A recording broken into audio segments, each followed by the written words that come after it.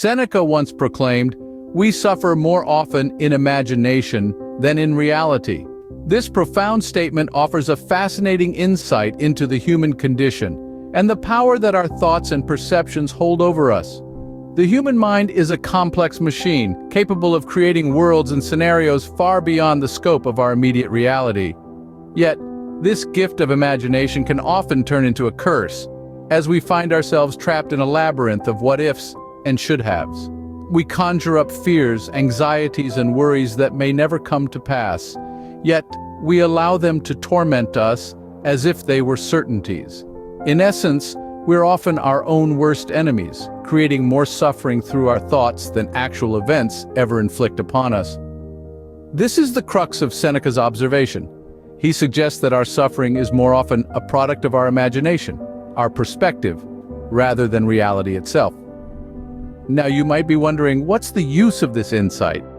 Well, understanding this concept is a powerful tool for self-improvement. If we can recognize that our thoughts and perceptions are often the source of our suffering, we can begin to manage them more effectively.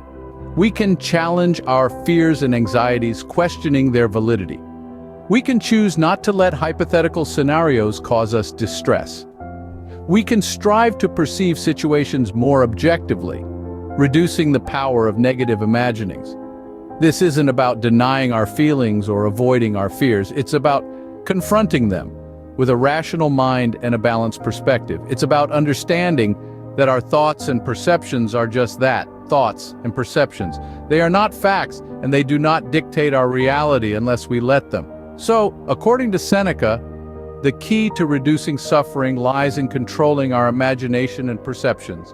It's about harnessing the power of perspective and using it to our advantage. By understanding this, we can not only reduce our suffering, but also enhance our overall emotional well-being. This is the power of perspective, a critical component of a fulfilling, meaningful life. Seneca also wisely noted, "It's not that we have a short time to live, but that we waste a lot of it." This profound assertion by the Stoic philosopher Seneca forces us to reflect on our own relationship with time. Imagine time as a river, constantly flowing, never pausing, never waiting. Each moment that passes is a drop of water that, once it flows past, can never be reclaimed. This is the nature of our existence, a finite number of moments, a finite number of drops in this river of time. Seneca's quote is a lament, a poignant observation about how we often squander these precious drops. We get caught up in trivial pursuits, meaningless distractions, and petty squabbles. We lose sight of the bigger picture, of the fact that our time is limited. The irony is that while we understand the value of money, of gold, of material possessions, we often fail to appreciate the true value of time. The value of time is not in its quantity, but in its quality. It's not about how many hours we have in a day, but how we use those hours. It's about using our time purposefully, for self-improvement, for personal growth, for meaningful pursuits.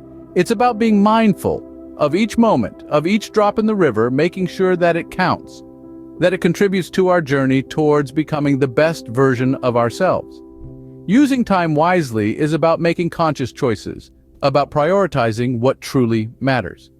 It's about understanding that every moment spent on something insignificant is a moment lost, a moment that could have been used for something meaningful, something fulfilling, something that contributes to our growth and happiness. So let us take Seneca's words to heart. Let us not squander our time. Let us not lose sight of its true value. Let us use it wisely, purposefully, mindfully. Because in the grand scheme of things, it's not that we have a short time to live, but that we waste a lot of it. Thus, the essence of time management, according to Seneca, is to value our time and to use it purposefully. A scene script. Transitioning to Marcus Aurelius, he advised us, "You have power over your mind, not outside events. Realize this and you will find strength." Now let's delve into the world of self-control. Isn't it a fascinating concept? The notion of control, the ability to influence or direct the course of events, is often associated with power. But as Marcus Aurelius, the wise Stoic philosopher and Roman emperor, points out, our true control lies not in external circumstances, but within our own minds. The external world is unpredictable, chaotic, and largely beyond our influence.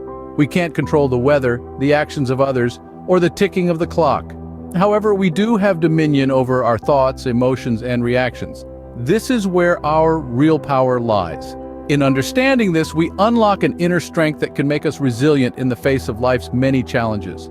Marcus Aurelius emphasizes the importance of focusing on what is within our control.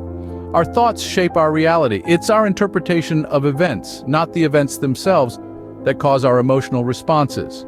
By mastering our minds, we can choose how we perceive and react to the world around us. Imagine being caught in a rainstorm. You can't control the rain, but you can control how you react to it. You could choose to be upset, to lament your bad luck, or you could choose to enjoy the freshness of the rain, to appreciate its necessity for life. The situation is the same, but your experience of it is entirely within your control. This kind of self-control requires practice and patience. It's not about suppressing our emotions, but about understanding them, analyzing them, and then choosing our response. It's about taking a step back and asking ourselves, how do I want to react to this? It's about consciously choosing our perspective. So, Marcus Aurelius teaches us that real strength lies in mastering our minds rather than attempting to control external events. Marcus Aurelius also reminds us, never let the future disturb you. You will meet it, if you have to, with the same weapons of reason which today arm you against the present.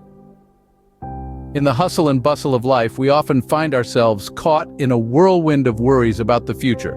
What will happen tomorrow? What does the next year hold for us? But here, Marcus Aurelius advises us to resist this temptation to be disturbed by the future.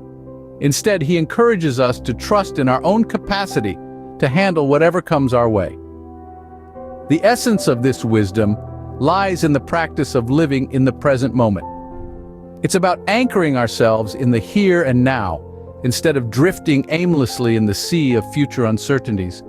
This is not an invitation to be unprepared for the future, but rather a call to action, to fully engage with the present. By focusing on the present moment, we free ourselves from the chains of future anxieties and past regrets. We become more aware of our thoughts, our actions, and our surroundings. We start to notice the little details that often go unnoticed when our minds are preoccupied with the future. This heightened sense of awareness brings clarity, allowing us to make more informed decisions and to act with purpose. This mindfulness, this present moment awareness, is a powerful tool for self-improvement. It allows us to take a step back from our worries and fears and to objectively observe our thoughts and emotions. It gives us the space to respond to situations rather than react impulsively.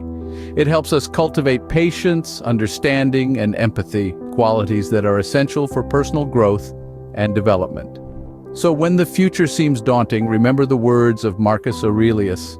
Trust in your ability to handle whatever comes your way.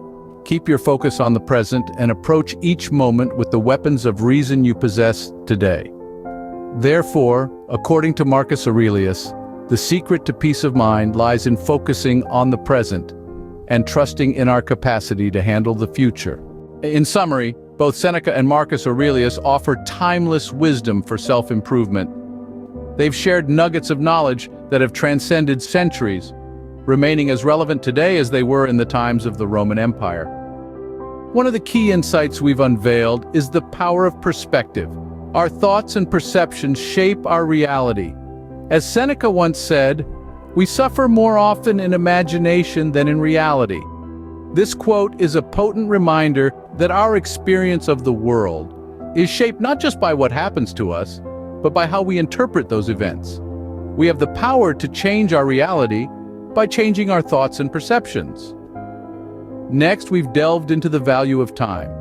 Marcus Aurelius taught us, time is a sort of river of passing events, and strong as its current. This quote reminds us that time, once spent, can never be regained.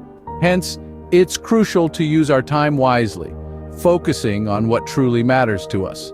We also touched on the power of self-control.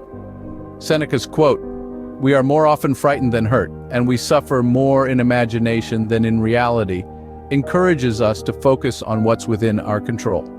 We can't control everything that happens to us, but we can control how we react to it.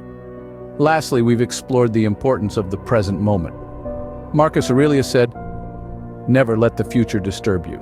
You will meet it, if you have to, with the same weapons of reason which today arm you against the present. This quote urges us to live in the present moment, not worrying about the future or dwelling on the past. These key insights from Seneca and Marcus Aurelius provide us with a roadmap for self-improvement. They remind us to manage our thoughts and perceptions, value our time, focus on what's within our control, and live in the present moment.